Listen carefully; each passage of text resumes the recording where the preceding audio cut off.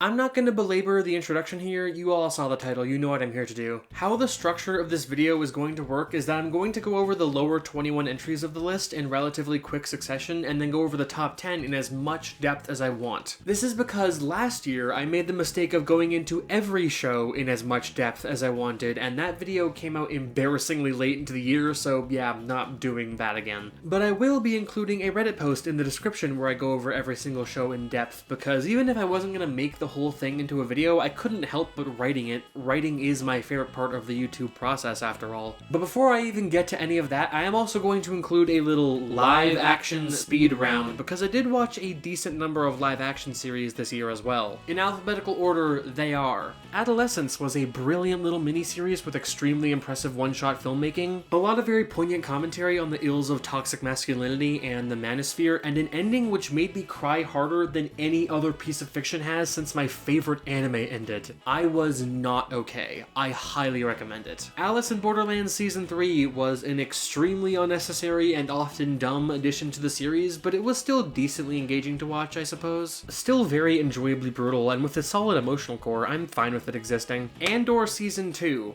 This right here is my favorite day ever. In the history of forever. I think about this every day.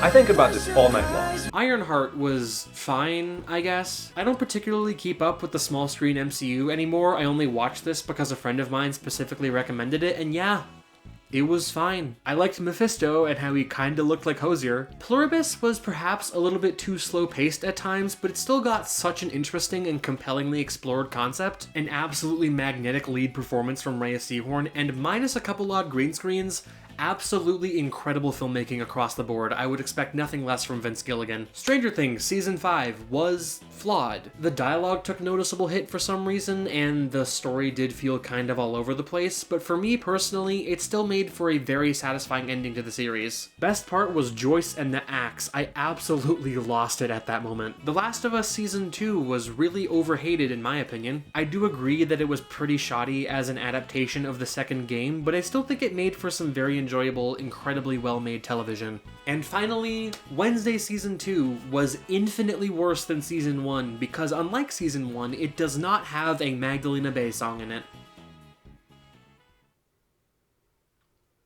But now, let's get into what you're actually here for.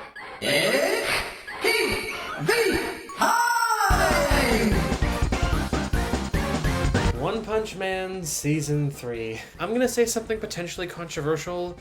The shitty animation is not the biggest problem here. The core issue is that both this and Season 2 took what started out in Season 1 as an episodic satirical comedy about superheroes and turned it into a massive narrative that we're supposed to take genuinely seriously. I could and will in a later video go into so much more depth about why that doesn't work, but to sum things up as succinctly as I can here, you can't form a legit, dramatically compelling narrative out of a series where the initial world building was intentionally stupid and where the complete lack of stakes inherent to the main character was literally the entire point of the story's existence in the first place. Harley Quinn Season 5. Yeah, this show was just diminishing returns, unfortunately. Seasons 1 and 2 were thoroughly fantastic, and Season 3 was still pretty solid, but Season 4 definitely started to lose me a bit, and yeah, this 5th season is just straight up mediocre. I'll always enjoy the Harlivy ship, and the season certainly isn't devoid of funny moments, but it's lost its genuinely subversive edge. The main plot was so boring, and half the characters are just straight up annoying now. Let me put it like this.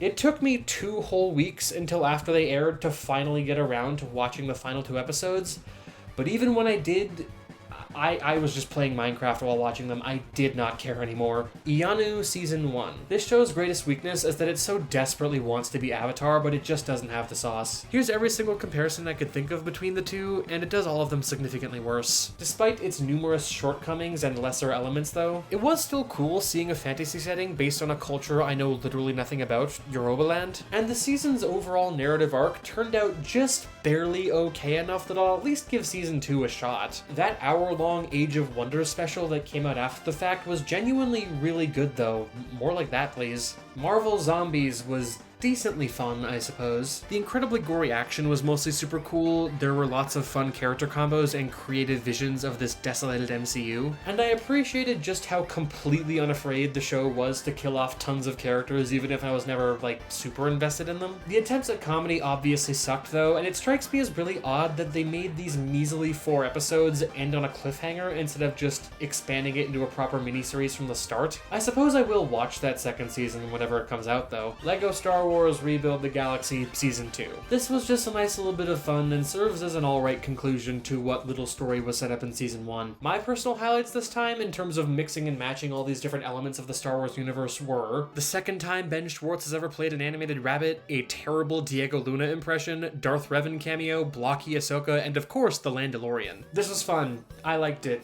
Moving on to another Star Wars thing. Tales of the Underworld is probably my least favorite installment of the Tales series thus far, but it's still pretty decent. I appreciated that Asajj's episodes directly addressed the book where we thought she died. Cad Bane's backstory actually ended up being really interesting without needing to paint him in a sympathetic light, and the animation on this series is just as stellar as always. Overall, it's nothing special, obviously, but still a solid watch. I just hope that future Tales shows explore a wider variety of time periods in this universe. It doesn't have to all be Clone Wars adjacent.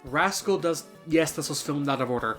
Rascal Does Not Dream of Santa Claus, or Bunny Girl Season 2. This thing is probably a lot better than my list placement is giving it credit for. My muted response here is much more a result of my lack of memory regarding the original series affecting my enjoyment of this new one, and less so this season doing anything specifically wrong. I am gonna go back and rewatch the whole series before the finale film later this year, but for now I'll just say, this is good. And this is still one of the all-time best anime couples. I just should have more thoroughly reacquainted myself before watching this, my bad. Shoshi Min, How to Become Ordinary, Season 2. This show will always kind of feel like Diet Hyoka to me, but I will acknowledge that this season is an improvement over the first. It has all the same great production values as that first season, just with character writing and an overall narrative that's much more consistently engaging. A very atmospheric and enjoyable mystery series with a fun, uniquely offbeat romance at its center. I do hope they make more. Tatsuki Fujimoto 17 to 26 was a very cool anthology. Both this and last year's Look Back film have left me very intrigued in this man's creative mind. I should really get around to Chainsaw Man one of these days. My ranking of the shorts from weakest to best would be Love is Blind, Woke Up as a Girl Syndrome, Sasaki Stopped a Bullet, Mermaid Rhapsody, A Couple Clucking Chickens Were Still Kicking in the Schoolyard, Nayuta of the Prophecy, Sisters, and Shikaku. Seriously, I loved that last one so much. It is such a funny concept. Mono is the spiritual successor to Eurocamp, and while I don't like it quite as much as its predecessor, it still works for most of the same reasons. My main issue here was just how conceptually unfocused it was compared to Eurocamp's laser focus on,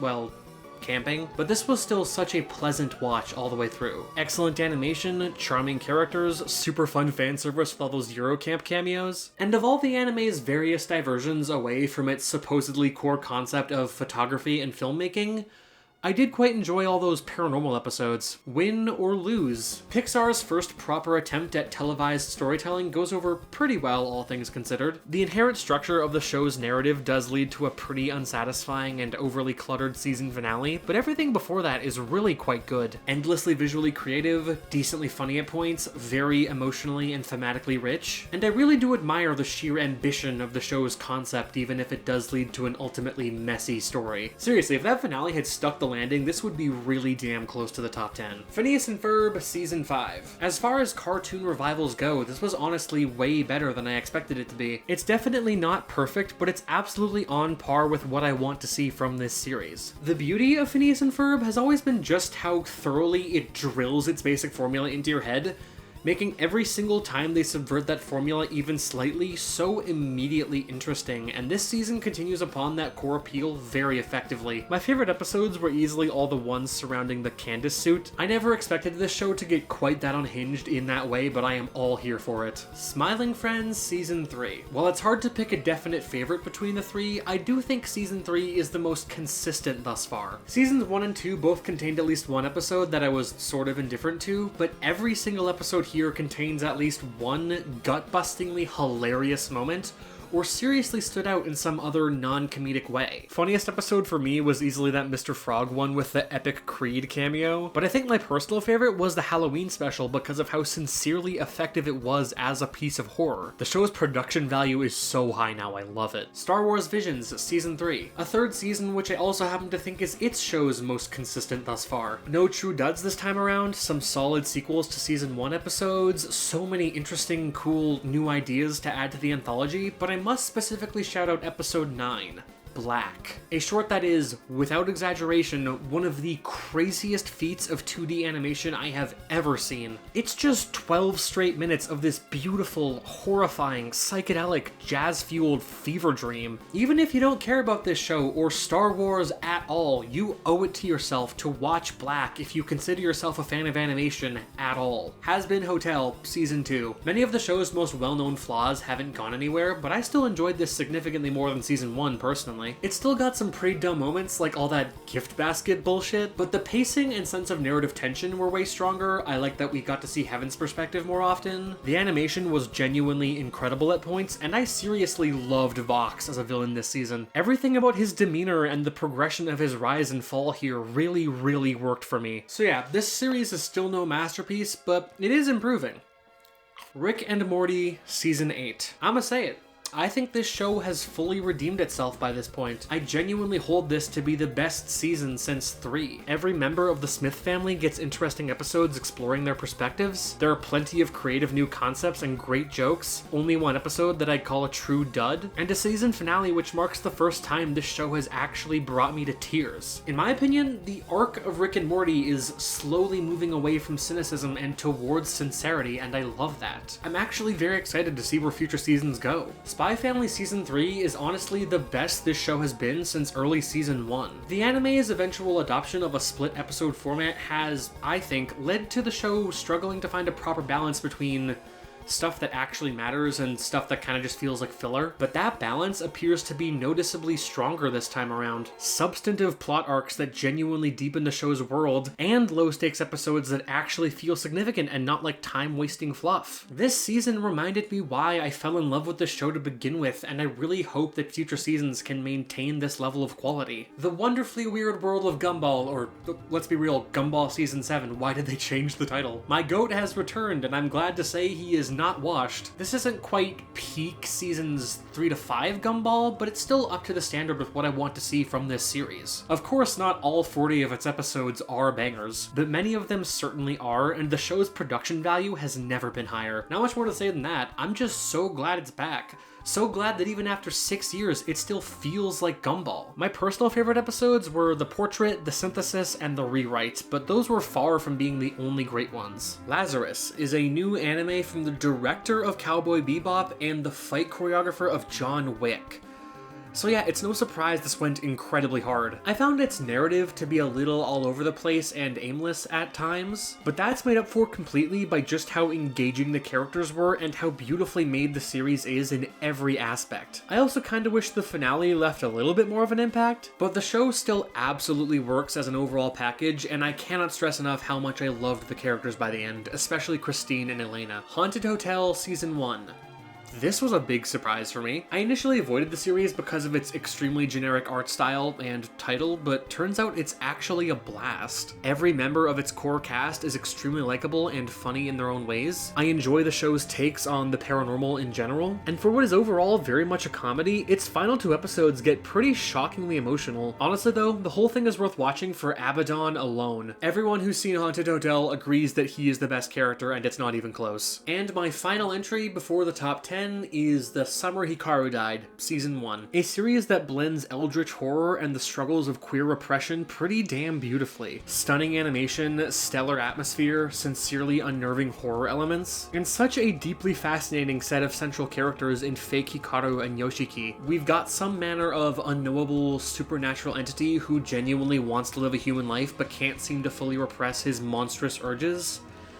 and the guy who, despite everything, is still kind of in love with him. It's such an engaging series, and it was this close to making the top 10. But before we get into the top 10 proper, I also just wanted to say as an honorable mention of sorts that I did watch the Knights of Guinevere pilot. I cannot wait to see where that all goes, but the series probably isn't going to wrap up until like 2028 if the pace of Amazing Digital Circus is any indication. Digital Circus, by the way, being a show I haven't actually watched yet, I've just decided to wait until the full thing is out before I start making my way through it. Honorable mention also goes to Dr. Stone Season 4 and Wild Pack Season 1. I have enjoyed both, especially the latter, but neither season are complete yet as of me recording this, so I'll just talk about them in next year's video. And the final honorable mention goes to Deltarune Chapters 3 and 4.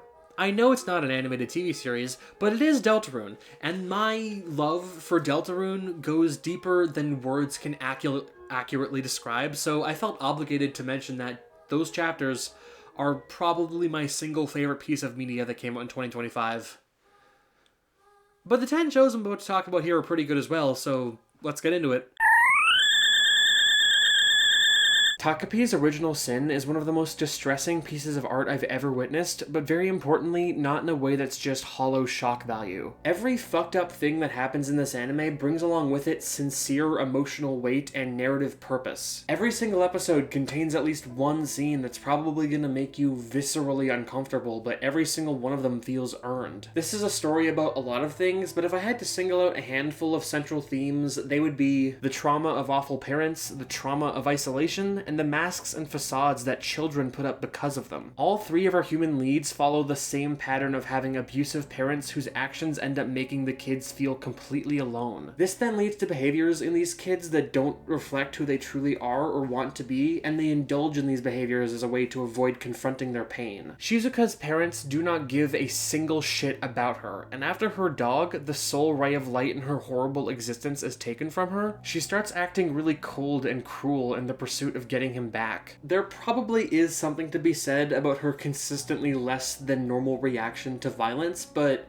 her seeming apathy towards hurting others and apathy towards emotionally manipulating Azuma is all clearly something of a performance. A method of concealing her crushing sadness and fear of loneliness, some twisted way of acting tough, I suppose. Seeing her mask finally break in that final episode was heartbreaking, but also incredibly cathartic. She's been needing a good cry like that for likely years. And yeah, same pattern for these other two. Marina's parents have an increasingly fraught relationship on account of her shitty father's continued meetings with Shizuka's sex worker mother, which leads to both parents treating Marina horribly in different ways. And because she's an emotionally unintelligent child / feels powerless in the face of these adults, she takes out all this very understandable pain on Shizuka herself, in the place of Shizuka's mother. The dictionary definition of hurt people. I really gotta hand it to this show just how much they made me absolutely fucking despise this child in the first couple episodes, only to so thoroughly humanize her throughout the rest of the series that I now feel no animosity towards her whatsoever. It's only after Takapi shatters memories of himself across time and space in a way which only slightly alters their lives,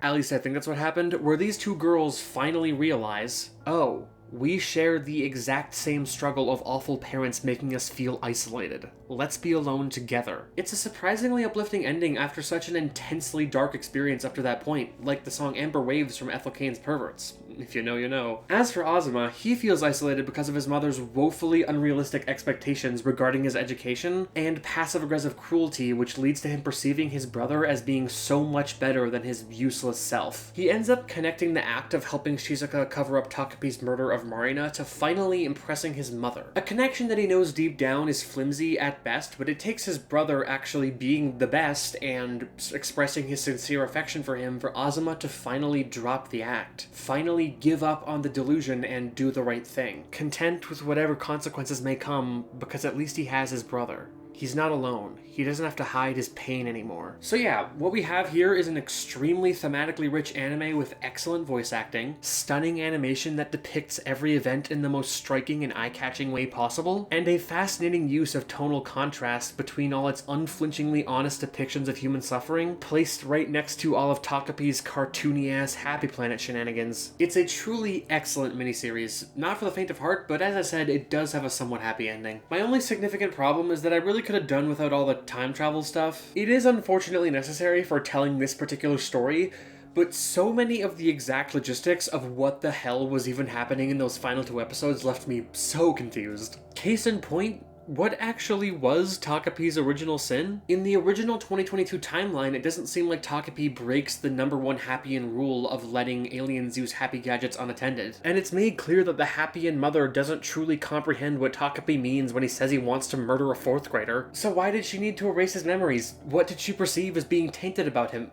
What was Takapi's original sin? I seriously don't get it. However, none of this comes at all close to actually ruining the show. Regardless of any wibbly-wobbly, timey-wimey bullshit, it does still make for a deeply impactful viewing experience. It's so beautifully made, and it has so much to say about some really heavy topics. Hide, walk, steal some mushrooms! The main thing which makes common side effects so damn good is just how uncomfortably real it all feels. All those among us who've achieved class consciousness understand how evil billionaires are. If something like the Blue Angel mushroom actually existed, this miracle cure for any disease or any injury with a 100% success rate, a lot of the shit that happens in this show would probably happen in real life as well. It really is quite sad how much trust we've lost over the years in the idea that those in power have our best interests at heart, but it's not like this mistrust is at all unfounded. They would do anything to keep the world sick, because more sick people means more profits, and this show exemplifies that beautifully.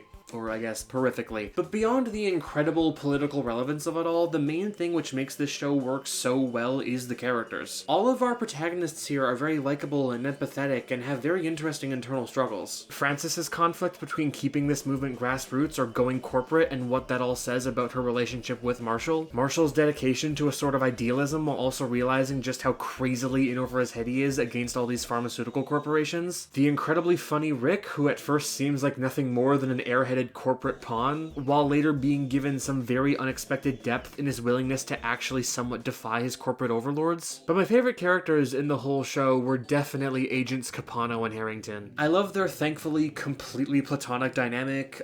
Most of the show's funniest moments revolve around them, and the both of them slowly realizing that they're fighting against what's best for humanity and ultimately having divergent responses to this information was so engaging. These two strike a perfect balance between sincere depth of writing and excellent surface level entertainment value. The season finale emotionally moved me in a way that I really wasn't expecting. I'd already been loving the series up to that point, but that final episode was genuinely striking. The massive climax of this episode wasn't a cool action scene, it was a distressing display of violence, and that's a good thing. It's horrifying, senseless chaos, which made me genuinely kind of uncomfortable in such a poignant way. And despite how accurately pessimistic this show is about those in power, that final, tenderly existential moment between Marshall and Frances made me believe in the inherent beauty of the human spirit and the good that exists in most people. Not that I didn't before, but it's always nice to come across pieces of art that remind me of that hope. I may have completely lost faith in society as it currently stands, but I will never lose faith in humanity itself. Do I have any problems with the show?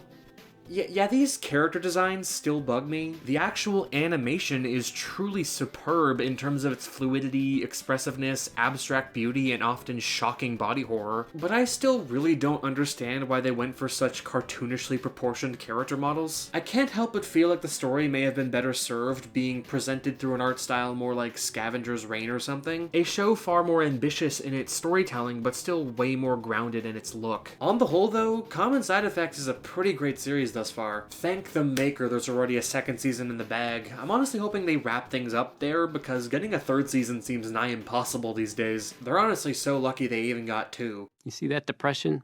You can't buy that. You gotta earn it. While I obviously still really enjoyed this second season of Fiona and Cake, I didn't enjoy it quite as much as season 1. That first season being genuinely my single favorite piece of Adventure Time media that exists. Whereas season 2 is generally just a bit messier and contains nothing nearly as compelling as season 1's exploration of Simon Petrikov, which ended up being my absolute favorite part of the entire Adventure Time franchise so far. But man, I still really loved watching this season as well. It's got issues, but I loved it. Above all else, it was just so good at consistently giving me something new and interesting to watch every single week. It was always throwing something compelling at me, whether it be pertaining to the insane lore of this universe or just the grounded emotions which drive the show's rich character drama. It was definitely overstuffed to some degree, but I still loved so much of what was being stuffed in. Marshall meeting Gary's parents was adorable, the death of the Heart of the Forest was horrifying, teasing at Hunter and Fiona's romantic potential was so heart-pounding, Huntress and Cake traveling through time via the roots of a tree was beyond fascinating. Marshall's baggage about his shitty mom and fraught dynamic with Simone was so emotionally engaging. Huntress, Fiona, and Farmworld Finn murdering the Cosmic Owl to save Finn was such an insane development. Fiona and Fennel suddenly becoming friends or maybe more was absolutely lovely. And this world of repressed emotions ruled by some chill worm guy was yet another intriguing realm to throw into the wild world building of this series. This season is messy, but it's got so many of my new favorite Adventure Time moments. As for the arcs of our central characters, I again didn't find them as compelling as season 1, but they were still quite engaging. Fiona's arc here is essentially a continuous come down from her hero's high last season, leading to a desperation to feel needed again,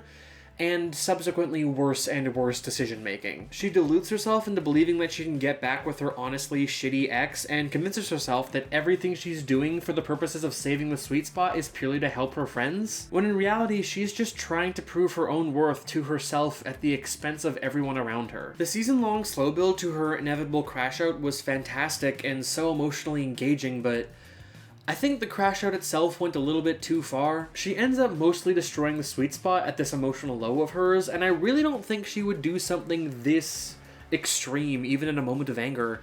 Unless she was drunk or something. They really should have made her drunk here. This out-of-character moment is at least made up for by her showing a very appropriate amount of horror right afterwards. Did I secretly want them to fail? And by her spirit journey in the following episode dealing with all this baggage being really, really good. Epic Fern cameo. It's here where she's truly forced to realize just how much she's been masking her selfishness as selflessness, and the way they all wrap it up in the finale was alright. The months-long time skip here is definitely doing a lot of heavy lifting in terms of her relationships with Gary and Marshall and Hunter and Fennel just being okay now after how much she wronged them, but it still works just enough. If we do get that third season, I really hope they explore this hurt a little bit more instead of playing it like everything is 100% fine, especially when it comes to how awful she was to Hunter and Fennel in the midst of her delusions about Felix. Call me crazy, but the epilogue kinda seemed to be suggesting a polycule between them, and while I love that in concept, there's amazing chemistry here all three ways. I just hope that the consequences of her crash out aren't completely swept under the rug. Cake's arc this season was pretty simple, but also pretty good. She simply realizes that she just needs to get in touch with her true self and stop trying to be someone she's not. It's a nice little message. And then you have Huntress Wizard's arc, which is simultaneously very simple and very complicated. It's ultimately a pretty simple lesson she needs to learn, she just goes down a pretty damn windy road to finally arrive at it. At the beginning of the season, she's not powerful enough to save a now dying Finn Mertens due to her isolationist tendencies and generally cold pragmatism towards magic itself. But in learning to accept help from others and to commune with magic in an overall healthier, more emotionally attuned way, she's finally shifted her mindset enough to the point where she's able to save him. We also learn quite a lot about her background here through those uniquely animated intro sequences. Every interaction between her and Hunter was hilarious, and her and Finn finally moving in together at the end was very, very cute. It's all good stuff with Huntress here, even if more time to develop it all certainly wouldn't have hurt. And while this season was obviously lighter on new stuff when compared to the first season, I still liked the little bits and pieces we were given. Like them pulling out all the stops and these callback references to save Finn even if none of them worked. The Enchiridion, the Demonic Wishing Eye, the Vampire King, Finn's mom. I also really enjoyed PB's subtle little arc of, well, having her own little crash out that foreshadows her later abdication of the Candy Kingdom throne. I really hope there's some sort of future story which explores her mental state at this point in time, because alongside Simon, Princess Bubblegum is my favorite character in Adventure Time. And I want to see them explore the greater landscape of Fiona World, and I want to see whatever the hell Hunson Abadir wants with Marshall, and I want to see Fiona more properly reconcile with her potential polycule. Just please give us a season 3. This one was a little messy, but I still had such an amazing time watching the vast majority of it that there was no way it wasn't making the top 10. Gimme more. Hey, hey, hey. Let's go. It's a party in Canada, eh? I know this anime made the top 10, but I honestly don't have a whole lot to say about Anne Shirley as its own show, because a lot of what makes it so great is simply more praise toward its source material. A statement which could also be said about any of the anime on this list that are based on a manga, but the difference here is that this story ain't based on some Japanese comic book. It's based on a series of Canadian novels from the 1900s and 1910s by Lucy Montgomery. Anne of Green Gables. A franchise that, as a kid growing up in Canada, I've had heavy exposure to throughout my entire life. While I mostly have little to no concept of how popular this story is outside of Canada, I've learned only recently that it is in fact huge in Japan, which I never would have expected, but this girl was speckled all over my childhood. Reading passages in school during LA class, watching some of the live-action TV films at my grandma's house, listening to the audiobooks on a road trip back in 2014, my other grandparents complaining when they added gay people to that one Netflix adaptation. So yeah, while I'm no stranger to this story, Anne Shirley here is the most complete version of it that I've experienced. I have never truly read the novels, I barely remember those movies, and the audiobooks we listened to 12 years ago didn't go nearly as far down the timeline as this show does. But as someone with heaps of largely fragmentary exposure to this story, I really loved finally experiencing a huge chunk of it all the way through, faithfully adapted. And I know it's faithfully adapted because I actually watched this show with my mom, who's much more familiar with Anne of Green Gables as a whole, which was a very special experience by the way. This wasn't her first anime ever, she's also seen these, but this was her first time ever watching an anime with me week to week as it was airing, and yeah, I really loved being able to do that with her. But back to my original point, I think it would be a little fruitless for me to go over all the specifics of what make this story so good. As of last year, the first Anne book is officially older than anyone currently alive, so is there really any point in me laying out all the same praises that have been repeated for literally over a century now? At the very least, I don't feel as though I have anything significant to add to the conversation. In short, Anne of Green Gables is just so endlessly charming. Able to delight in the sheer whimsy of its comedy, harrow in its explorations of grief, enamor you with the warmth of its romances, and just dig its way into your soul through its timeless coming-of-age narrative that touches on said process in both childhood and adulthood. As for it being a strong adaptation though, it's honestly such a brilliant idea to bring this character into anime because even though she predates the medium, she honestly feels tailor-made for it. A character as iconically eccentric and energetic and melodramatic as Miss Anne Shirley feels right at home in the world of anime. If your average character in this universe comes across as a bit more subdued or comparable to the sort of characterization you would typically expect from, say, a Studio Ghibli film, Anne is a capital A anime character, and that is no insult. They capture her infectious spirit perfectly here. Also, while the character animation is sorta hit or miss, sometimes amazingly fluid, other times with evident corners cut, any shortcomings in that particular visual area are made up for completely by the consistently stunning backgrounds. They must have produced hundreds of drop-dead gorgeous nature paintings for this show's 24 episodes. I never stopped being impressed by them. Even in the very last episode, at the absolute height of the show's utterly tantalizing romantic drama, I still found myself genuinely distracted by just how fucking beautiful the backdrops were. This is like a top 5 anime of all time for me in terms of how good the background art is, specifically TV anime that is. But yeah, Anne Shirley was a truly excellent adaptation that I had a great time watching. I love that we can now also call Anne and Gilbert one of the best couples in anime. Also, we desperately need more anime actually set in Canada. The only ones I can think of are this and Scott Pilgrim Takes Off. Just more would be cool. Also, all throughout us watching this show together, I kept saying to my mom that the way the OP was animated reminded me a lot of Naoko Yamada's recent film The Colors Within, which I had taken her to see earlier in the year. But then I learned only way after the fact that Naoko Yamada was in fact the director of this opening, which, let me tell you, vindication! What can I say? She's my all-time favorite director for a reason. I can spot her touch from a mile away. I don't think this second season of Moon Girl and Devil Dinosaur is quite as consistently awesome as season 1, but that's not to imply it's doing anything particularly wrong. I still thoroughly adored almost everything about this season, the obvious standout being the incredibly lively and colorful animation. All the character designs and backgrounds are so distinct and appealing to look at. It's a style reminiscent of if they theoretically brought Spider-Verse into a purely 2D format. I am just so in love with how the climax of every single episode bursts into these colorfully abstract music videos, where the action you're seeing prioritizes beauty and emotional impact over actually showing you the literal events of the action itself. Those sequences go so extremely hard every time. I could go on for a whole nother paragraph about just how many great songs there are this season, but to keep things brief, I'll just say that my personal highlights were I Am Who I Am, Our Love, Gotta Give a Girl Space, Us, and Let Your Light Shine, performed by the Pontiac Bandit. If you know, you know. But as is the case with most of my favorite shows, the main thing which really sells me on this series is just how strong its character writing is. Lunella Lafayette is such a confident and kind protagonist while still having several realistic flaws to learn lessons from. And I also get quite a bit of enjoyment from her occasional dips into being an honest-to-God mad scientist. Her best friend Casey represents a traditionally annoying character archetype done in such an extremely likable and charming way. There are tons of super memorable one-off villains, and Lunella's family are all such likable characters as well. They all have their own particular quirks and lovable personalities, and I really can't pick a favorite between them. They all get their own episodes to really spotlight their individual dynamics to Lunella, and it always leads to plenty of comedic and dramatic moments, all executed in equally fantastic fashion. As for some of this particular season's strongest episodes, 1, 2, and 14 all sort of form this narrative arc about Lunella facing her lasting trauma caused by the fact that she very nearly died. The whole being stranded in space thing made for a really fun and immediately gripping season premiere. The actual depiction of Lunella's obvious PTSD in episode 2 was so compellingly presented and genuinely disconcerting, and the redemption of Molecule Man in episode 14 works surprisingly well. I'm not gonna act like it wasn't a very cheesy power of love thing, because it absolutely was,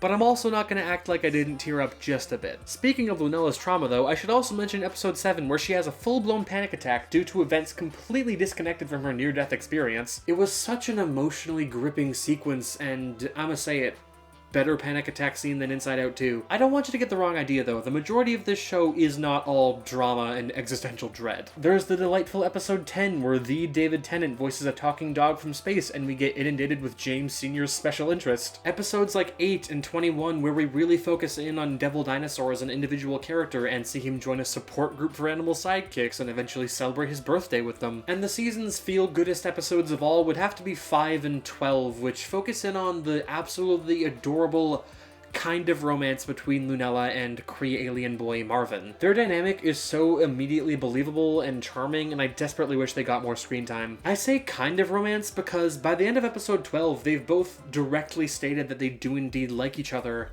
but come to the conclusion that at their young ages, they just don't see themselves as being ready for a proper relationship. And as much as I am the pinnacle example of die-hard shipper trash, I respect it. And shout out to episode 20, which explores the difficult territory of depicting their continuing platonic dynamic despite the context of mutual romantic attraction. They went in a very mature direction with these two, and I like it a lot. Another batch of episodes that I really liked were the very Beyonder-centric 19 and 23. A character whose very presence automatically makes any episode peak, of course. The reconciliation between him and Lunella in episode 19 after their dramatic friend breakup like 13 episodes prior made me more emotional than I was expecting. And his song sequence in episode 23 was one of the most sheerly fun moments of the entire season. Overall, I just really liked the arc of Beyonder and Lunella's friendship. I do sometimes feel like they overly downplay all the harm he's caused, like, yes, he did ruin Molecule Man's life, and he did nearly destroy humanity in his very first episode, but the fact remains that he's still so insanely fun to watch, is brilliantly voice acted by Lawrence Fishburne, and does show enough growth to the point where I can kind of ignore his mild atrocities. However, the absolute best part of this season was easily the emotional arc spanning from episodes 13 all the way to 18. The episodes that really focus in on all of the drama inherent to Lunella's secret identity as Moon Girl. Firstly, Lunella receives a very interesting parallel in episode 13 where she goes on a mission with another hero that's also got some serious secret identity issues, emboldening her to finally tell her family the truth, only for all that Molecule Man stuff to go down, after which everyone in her family is fully accepting of her Moon Girl magic,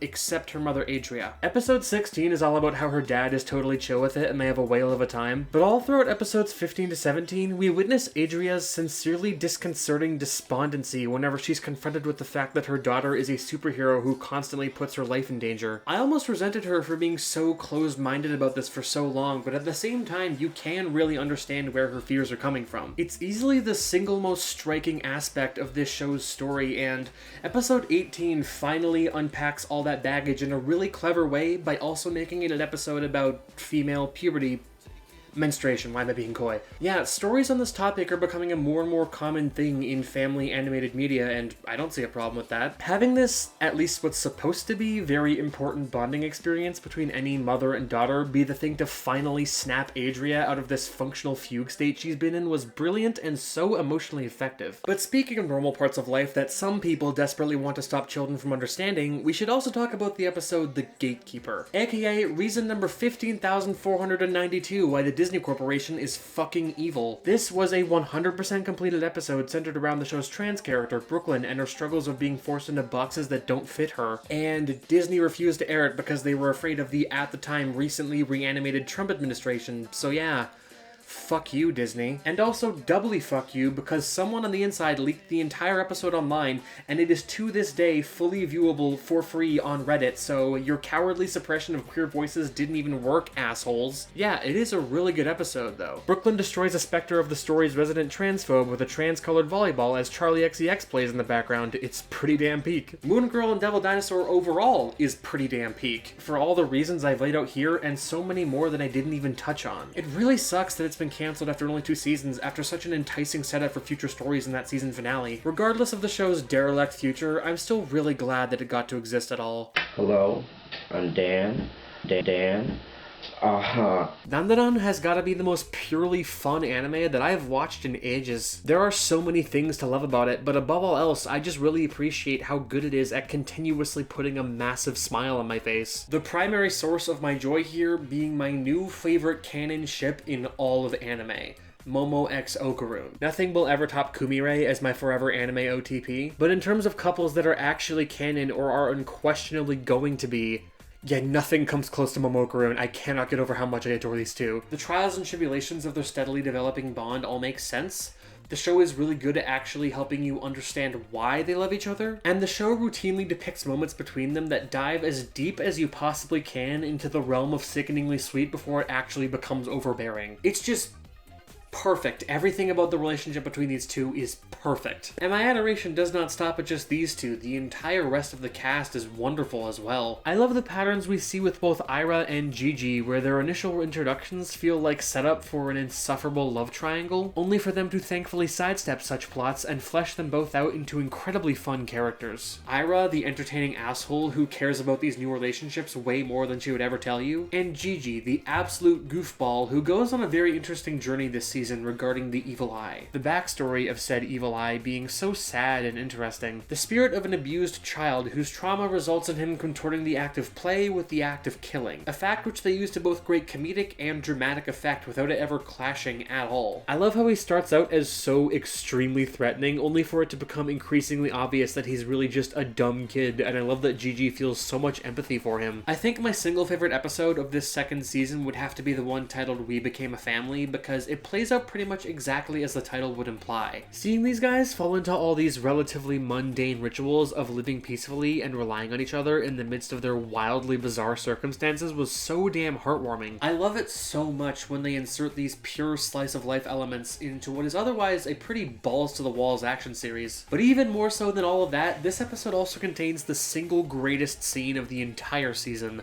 Hunting Soul. I was utterly beaming with joy throughout this entire sequence. They really did not need to go so hard here or even include this glam metal masterpiece at all, but I am so beyond glad that they did because it is one of the most electrically spectacular anime scenes of the entire year. Honestly, one of my favorite scenes in anime ever, period. The song is fucking rad, the animation is vibrant, the headbanging is hilarious, and this is all still progressing the story, by the way. It's not just here for the fun of it, it serves an actual purpose with the narrative and the characters, and I love it so much. I enjoyed Okarun's mini training arc where Turbo Granny educates him on the rhythm of battle against all these weird classical composer ghosts. And that kaiju arc at the end was pretty damn fun as well, even if it felt like a bit of an odd way to end the season. Certainly not as odd of an ending as season 1 had. That callback to the very first episode being a stellar final shot and Kinta being a very fun new character here. But a truly great season finale has so far eluded this show. My only real issue with this season would be the messiness of its first arc where they take on the Mongolian Deathworm. There's a ton of cool stuff that happens in this arc and I absolutely had a good time watching it, but the way it all resolved felt kinda rushed and ex machina-y. Seiko comes out of nowhere alongside a few other minor characters from season 1 and they all save the day. And while they do give an explanation for their presence there after the fact, it doesn't stop their arrival from feeling kinda unearned and confusing in the moment. But even more of a massive ass pull than that, we have Okarun and Turbo Granny surviving being submerged in lava. The sheer emotional tenderness of Momo and Okarun's reunion here hardcore saves the scene, because as previously established, they are my babies. But correct me if I'm wrong, I don't think the worm's saliva being magically lava-proof was foreshadowed or hinted to at all. Just a really, really dumb plot convenience. They're lucky I love these characters so much. But yeah, despite that arc being kinda off, I still had an overall amazing time with Dandadan Season 2. It's not quite as good as Season 1, but still an excellent continuation of this story. Infectiously likable characters, a distinct visual style brought to beautifully vibrant life by Saiyan Saru, such a unique sense of world building which allows for the freedom to introduce pretty much whatever the hell they want without it breaking the show's lore, a brilliant blend of genres which gives us the best of both shoujo romance and shonen action while deftly avoiding pretty much all their common drawbacks. Yeah, it's all pretty damn peak, but I swear, if they fumble these two, I'ma fumble the Earth's core. We built this city! There are so many different metrics by which one may judge what good animation is. Fluidity, fidelity, level of detail, colorfulness, expressiveness, visual originality, dynamic movement, and so many more that I can't presently name or just don't personally know of. But here's what I know for sure.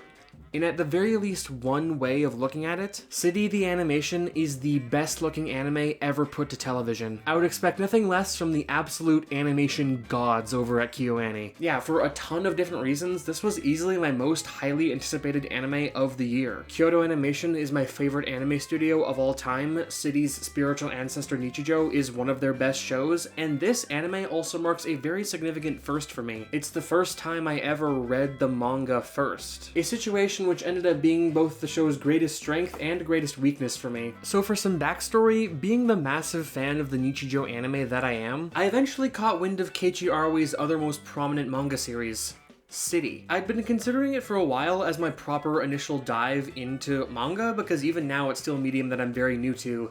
The only other Japanese manga I've read in full since are these three, and they are quite a bit shorter than City. But as soon as KyoAni announced in late 2024 that they were going to make an adaptation, I started buying about 2 volumes at once, and by the time the anime came out, I'd gotten through all 13. Another thing which made my experience with this show special is that it's the first time I've ever had a friend over every week to watch an anime as it was airing. A fellow massive fan of Nichijou. We definitely didn't hit every week perfectly, we're both pretty busy people, but it absolutely still enhanced the fun of watching this show. As for how City the Animation fares as an adaptation of the manga I've grown incredibly fond of, I forget where I saw it, but I saw someone else sum it up perfectly as an incomplete masterpiece. Every single chapter they adapt here is realized to utter perfection. So faithfully and beautifully made with unbelievable animation, top-notch voice acting, and an excellent score as well.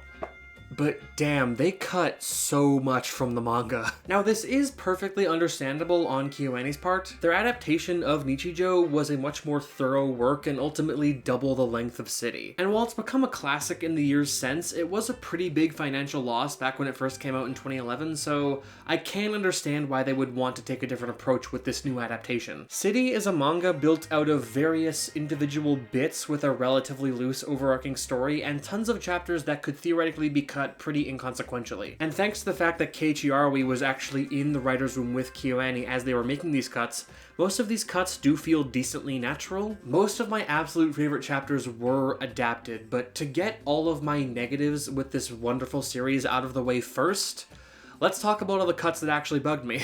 The rivalry between Nagamo and her landlord is pretty central to the characterization of both women in the manga, but they hardly get any scenes together in the anime, with the landlord getting barely any scenes to begin with. The Adatara family also gets hardly any scenes where they're given central focus, and Mio Naganohara, one of the main characters from Nichijou, frequently cameos in the City manga as well, but for the anime, they genuinely brought back her voice actor for literally one line in episode 3 and nothing else. They also cut down the desert island plotline, which takes up an entire volume of the manga, into an end credits scene so awkward that I kinda just wish they hadn't included it at all. And the most significant one for me, they cut the entire mayoral election, which serves as the manga's finale. So much amazing content was left on the cutting room floor that I would be delighted to see KyoAni adapt.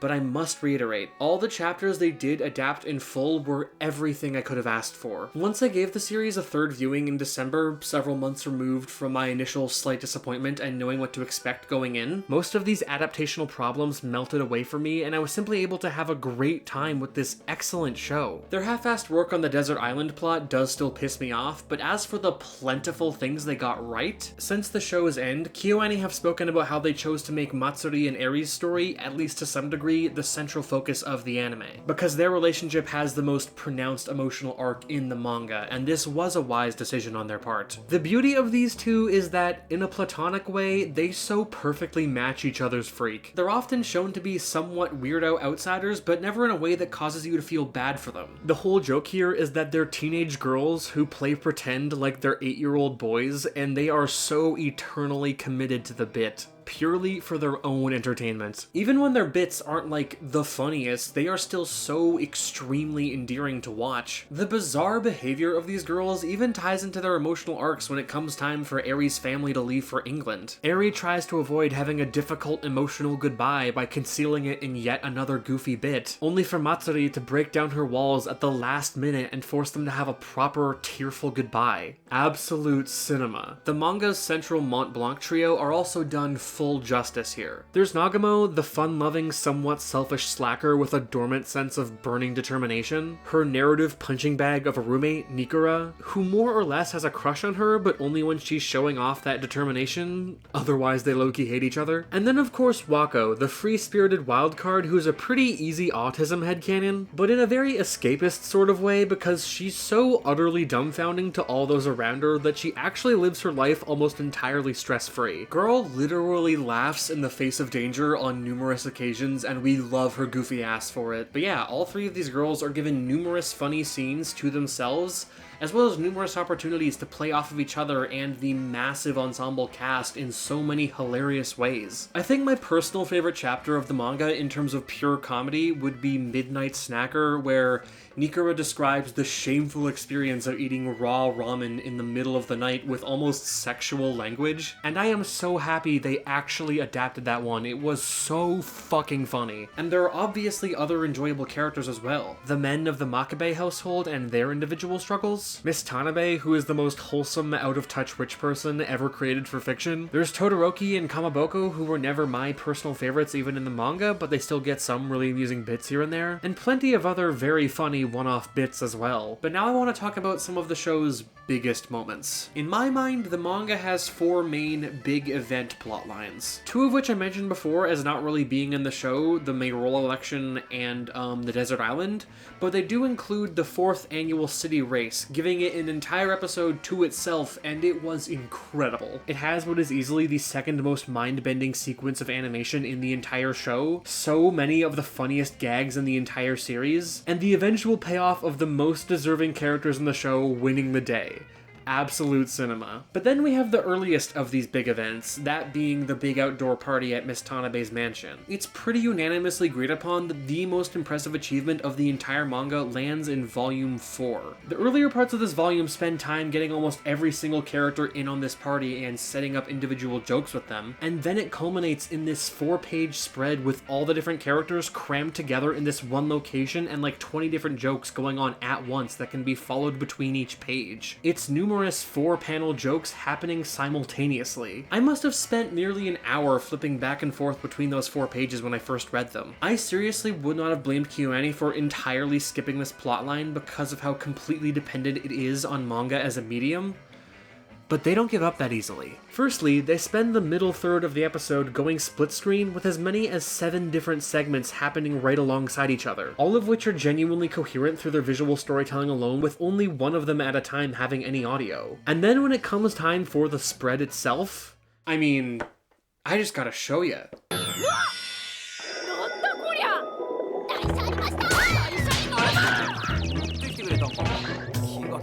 さすが両人おい土の子はあれおいおい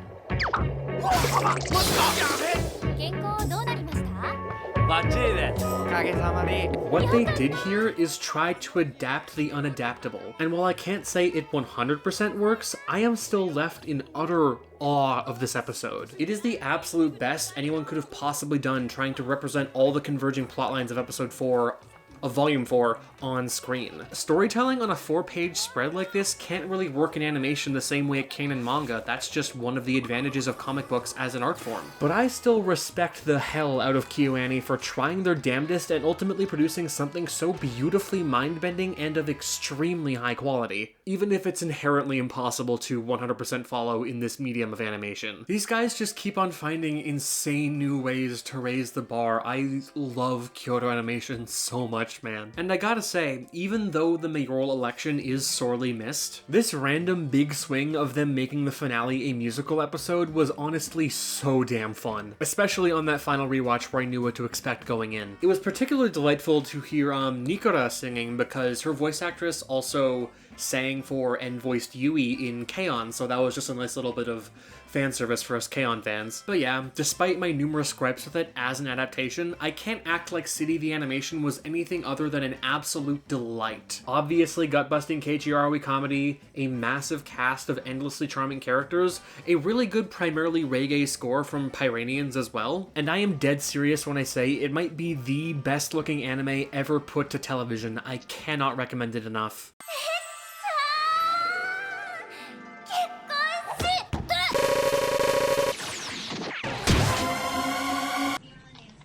To make a long fucking story short. Long Story Short was easily one of my most highly anticipated shows of the year, and it did not disappoint. BoJack Horseman is among my top 5 favorite TV shows of all time, and Undone was a banger as well. So of course I was gonna be extremely hyped for whatever Raphael Bob Waxberg did next. One of the nice things about this series is that we can kind of just forgo the somewhat weaker writing that was present at BoJack's beginning and just immediately kick things off with peak BoJack level writing. Not to say this first season quite reaches any of BoJack's highest highs yet, or that it doesn't have a couple things that bug me, but overall, I still just loved this. Another one of the things that made me super interested in this series, beyond just the team behind it, is that I too exist in an oldest brother, middle sister, youngest brother family dynamic. So yeah, I just knew I was gonna find some relatability in this show. There are some ways in which Avi, Shira, and Yoshi are significantly more fraught than me and my siblings, but also ways in which they're a lot closer, which does give me pause, like a longing of sorts, I guess you could say. There were countless differences, obviously. I'm nowhere near as cynical as Avi, my sister is in fact not a lesbian, and my brother is nowhere near as energetic or upbeat as Yoshi. And we're not a Jewish family, but I still did see a lot of my family in them. And it's not like I only related to Avi out of the 3 of them. I certainly resonate with his general oldest sibling energy and being a chronic music lover, but I'm also like Shira in that I'm scarcely afraid to speak my mind, and a lot like Yoshi in certain ways that relate to our shared neurodivergence. Overall, I'd say my favorite character probably was Shira. I love how she's so similar to her mom in ways she seemingly refuses to acknowledge, and her conflict with her brothers regarding her kids was a very compelling and often funny throughline throughout the season. And while we haven't seen a ton of this struggle play out yet, I did find Shira's grappling with her queer identity to be very engaging, and her eventual wife Kendra to be another great character. I did find her solo episode to be just a tad mundane, but I still liked her a lot. I really liked all the main characters in truth. Something I've seen circulating online that kinda confuses me is this common-ish sentiment of, oh, the Shroopers are awful people, well written but awful. And all I can think when I hear something like that is, bitch, is this your family? You go high, I'll go low. Ready? I love you all so much. Ha! Butterfly formation! Yeah! Yeah! Ha! Family first!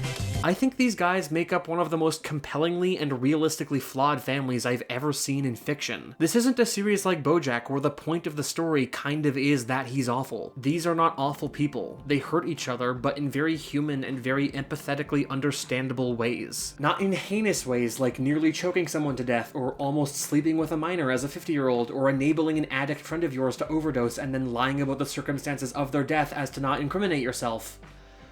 Yeah, these guys don't do that. The only one of them who kind of pushes my sympathies is Naomi, but even in episode 8, where she's at her absolute worst and most infuriatingly self-centered, they still include a scene at the end of her being way more level-headed and open-minded about Yoshi's conversion, showing that she is far from being incapable of self-reflection or change. Naomi is a narcissist to some degree, but not in a monstrous way. She truly does have a kind heart and deep care for her family when all is said and done. Another thing I appreciated about this show was its explorations of religion. While I may be a Christian and the Schwoopers believers in Judaism, I still found it very compelling how they presented so many different views and approaches to faith through various different characters. How it was a light in the lives of Kendra and Yoshi when they were feeling lost, but also showing it as an understandable drag for someone like Avi. But obviously the coolest thing about this show is its out-of-order narrative. Having episodes that take place in the 2000s, the 2010s,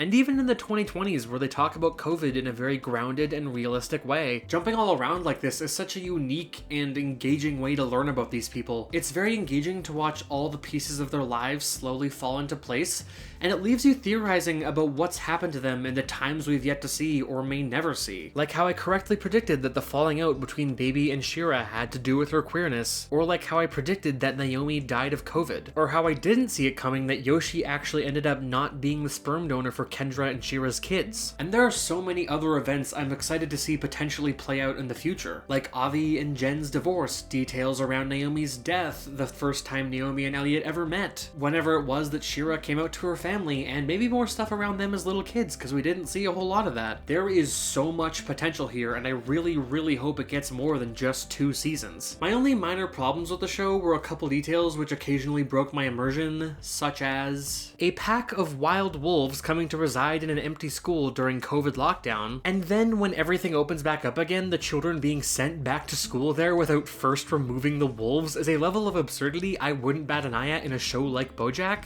Oh, look at that baby! Isn't he the cutest baby you ever saw? What? No, what?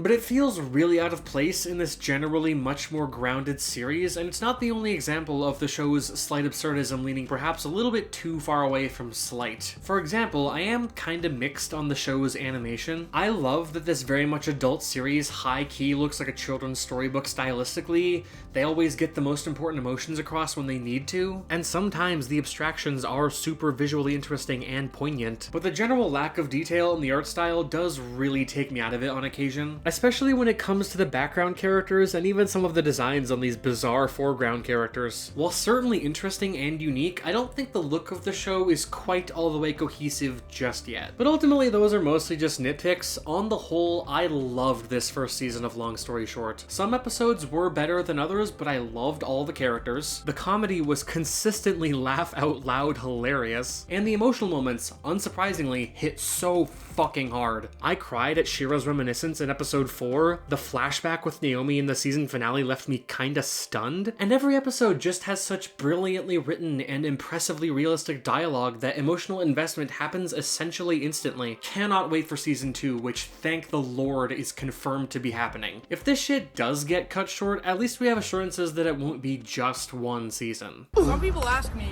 if I even skate. Do you even skate? By far the biggest surprise of the year for me, at number 2 we have Medalist, an anime that I adored so much more than I was ever expecting to. I remember first hearing about it in one of those seasonal recommendation videos from Mother's Basement in like March, and I put it on my list of shows to get to before the end of the year. But by the time I finally got around to watching it in September, I'd completely forgotten why it so intrigued me. By the time I was about halfway through the season and realized just how absolutely hooked I was, I revisited that video and was met with the fact that Medalist is in fact screenwritten by Juki Hanada. My reaction upon learning this information was to literally shoot out of my bed, laugh to myself for a second, and then exclaim out loud, "Of course it's fucking Juki Hanada." For those not in the know, that is the same screenwriter as both A Place Further Than the Universe and Sound Euphonium, aka my second and third favorite anime of all time. Briefly perusing his IMDb shows that clearly not everything he writes on immediately turns to gold, but damn, when this dude's writing is good, there's just something so electric about it. All three of these shows have mastered the art of taking existentially low-stakes narratives and making them so insanely gripping. There are no lives or even livelihoods really at stake in any of these shows, but they still take hold of my heart and attention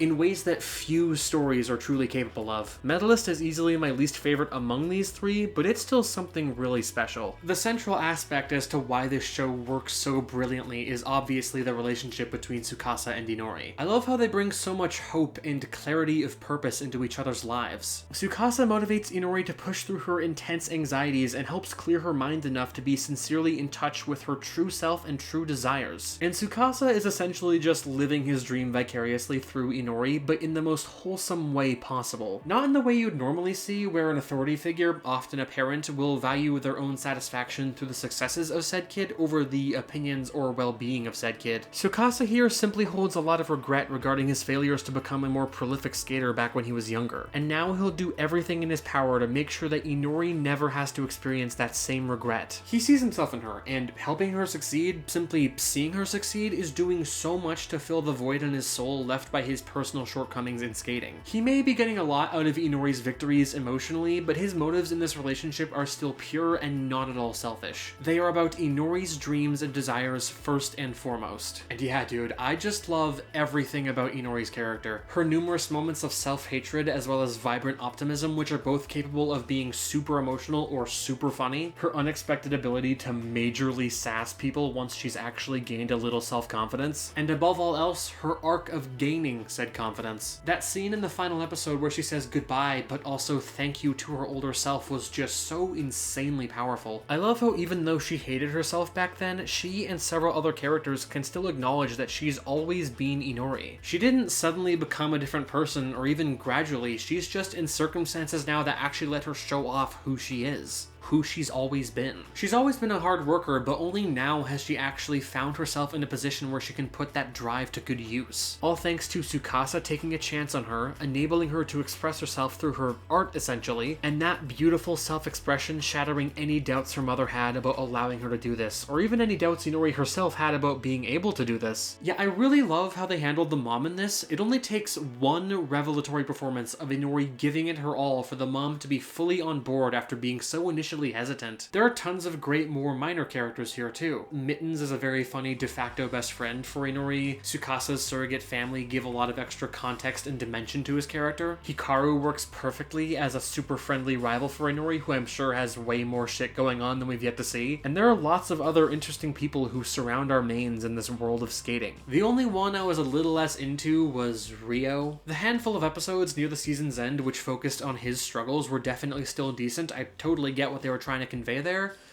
but I guess I just have an inherently hard time taking elementary schoolers being this edgy at all seriously. He's just a little shit for most of the season, and even though he's better now, I'm still not super invested in him specifically, all of which is ultimately an incredibly minor nitpick, mind you. On the whole, I absolutely adored this first season of Medalist. Fantastic character writing, utterly perfect pacing, a solid balance between delightful comedy and deep emotional impact, and really good visuals as well. The CG utilized during most of the main skating sequences here still clashes, simply in the sense that it is CG and the rest of the show isn't, but that is made up for entirely by the fact that it is fantastic 3D animation. It's fluid, it's vibrant, and most importantly, very expressive. All these genuinely thrilling scenes across the season completely sold me, primarily through the fact that their facial expressions are actually there and heavily focused on instead of being obscured or lazily animated. These sequences feel just as alive as the rest of the show. But yeah, I love this.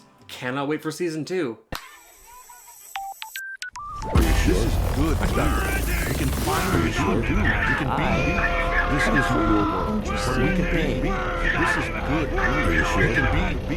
You'll live like a trash bag. Are you sure? I know it may be kind of strange to put a show with such notoriously meh animation at the very top of a list all about animation, but damn man, Invincible just has everything else going for it, and Season 3 might be my favorite so far. Season 1 definitely had an overall stronger narrative arc with the constantly tense mystery surrounding Omni-Man, and the final 2 episodes of that season are probably still the show's best, but in terms of being edge of my seat hooked for every single episode, I think Season 3 easily clears the first 2. The only slightly uninteresting one would, I guess, be Episode 5, but even that was still pretty good. All of the threats this season were just so incredibly interesting and, well, threatening. Crazed future immortal who just wants to die, Todd Chavez, all the different marks from across the multiverse, and of course Conquest. The necessity of removing the threats they all pose, as well as Oliver's complicated moral compass when it comes to murder, all push Mark to really grapple with what he actually believes about killing people. It makes for such a consistently gripping moral quandary, as does the ideological clash between him and Cecil. The way I interpret this conflict is that Cecil is definitely in the wrong for being so extremely underhanded and secretive and putting that shit in Mark's head, like seriously what the hell. But Mark is also in the wrong for being such an obvious hypocrite about the concept of redemption. It's wild how Lunella Lafayette, Moon Girl herself, from a show rated TVY7 has a more nuanced take on this topic than Mark does. That's not a criticism, it's just funny to me. I love how we can see through Cecil's backstory that he used to think exactly like Mark, but I especially love how this backstory recontextualizes Cecil and Nolan. They don't even need to say it directly for us to understand that Cecil holds himself personally responsible for all the destruction wrought by Omni-Man, which makes his extreme caution of Mark way more understandable and his general struggles throughout the series so much more compelling. As Moist Critical pointed out though, it does feel pretty out of character that a man like Cecil would keep Conquest around with the only countermeasures being tungsten and a potential explosion. Season 4 better reveal that there's more to it than just that, like,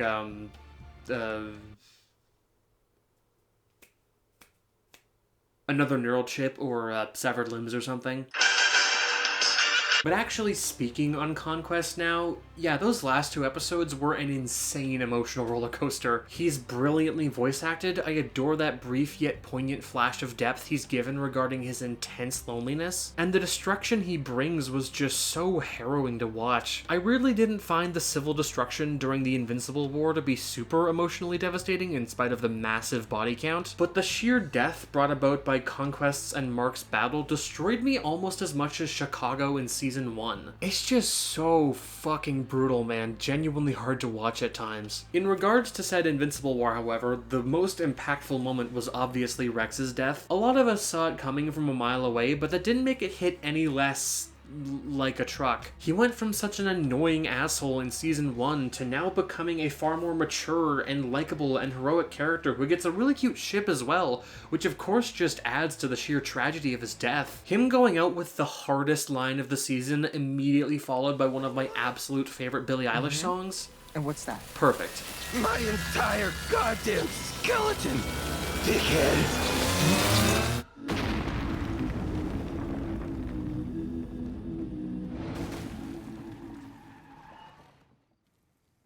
Oh, God.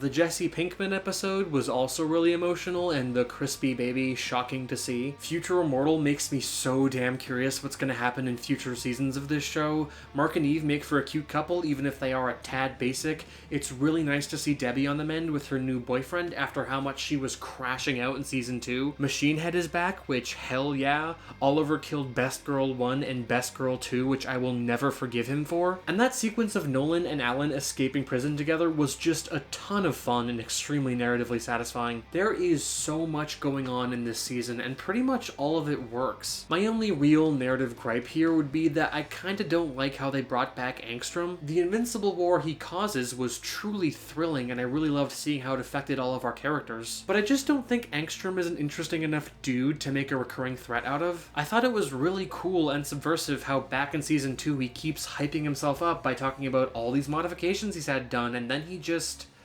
dies anyway. Rather quickly at that. It felt so raw and really amplified the situation's effect on Mark. he thought he was stronger. So him being miraculously alive and aligning himself with all these other Invincibles that he reasonably should hate as well, yeah, it just fell flat for me. I'll probably end up rolling my eyes whenever he comes back again. And the other big flaw this season, as well as with the show in general, is of course the animation. Do you imagine if a show with writing this stellar was animated by Fortiche or something? What a world that would be. Almost every other show on this list looks better than Invincible, which blows my mind. I know we're all impatient for more, but I really wish Amazon would just give its animators more time. I personally would be so down for longer waits if it meant removing this problem. It's not like the series looks actively bad, the visuals only ever take me out of it on very rare occasions, but the only time they actually impressed me this season was the Conquest fight, which legitimately went super hard visually. As I said before, I really did contemplate giving this spot to Medalist because of this issue. But then I realized that's literally the only thing which makes me question this placement at all. Even my qualms with Angstrom mean very little in the face of just how emotionally gripped I am by everything else this show does. I cannot wait for every new episode. I cry at almost every episode. It's like my favorite superhero shit ever, alongside the likes of Spider-Verse and Matt Reeves' Batman. She may not be the prettiest, but Invincible Season 3 is still confidently my pick for the best season of animated television of 2025. But I gotta be honest, for the first time since, well, the first season of this show airing, my favorite season of television this year actually wasn't an animated one.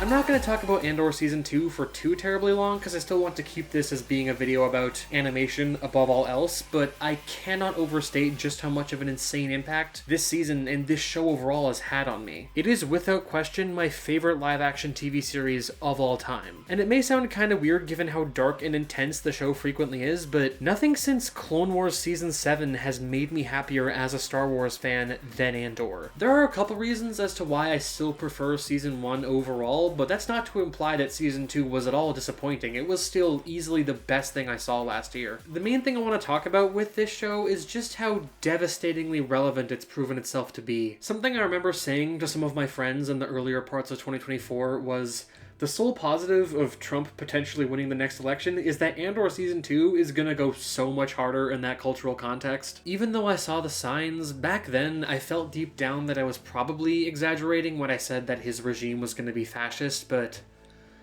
the reality is so much worse than I could have imagined. And this show holds up such a poignantly reflective mirror to the current moment. Not just the horrific things happening in the US right now, but the genocides in places like Gaza and the generally terrifying swing into far-right ideologies that many of the world's governments have taken as of late. By far the most impactful moment of this season in terms of its messaging is Mon Mothma's speech about the Gorman massacre. In the wake of ICE murdering innocent observers in the streets of Minneapolis and the continued wealth of misinformation surrounding the mass murder of Palestinians, I cannot stop thinking about this scene. The distance between what is said Shut it down. and what is known to be true has become an abyss of all the things at risk. The loss of an objective reality is perhaps the most dangerous. The death of truth is the ultimate victory of evil. The death of truth is the ultimate victory of evil. I don't think truer words have ever been spoken in this franchise's history. Look, it's not like I have anything unique or valuable to add to this discussion, nor is my specific opinion of much value to anyone, but I guess I just wanted to include this outro as a way of creating a permanent record of my stance on everything going on right now, so that when these times pass, and I know that they will, no one can say that I didn't care. So that no one can say I just stood by and watched without any concern for the suffering of my fellow man. It's also just a great opportunity to say to anyone that made it this far into the video that if you support any of this shit, you are woefully misinformed and misguided at best, and at worst, you're just straight up evil. Free Palestine, fuck ICE, and to all my fellow rebels out there, never forget, you have friends everywhere. Also, interesting coincidence here. Turns out both of my favorite pieces of art released in 2025, Andor Season 2 and Deltarune Chapter 4, both kick off what are easily their darkest scenes with the word proceed. Super Bowl!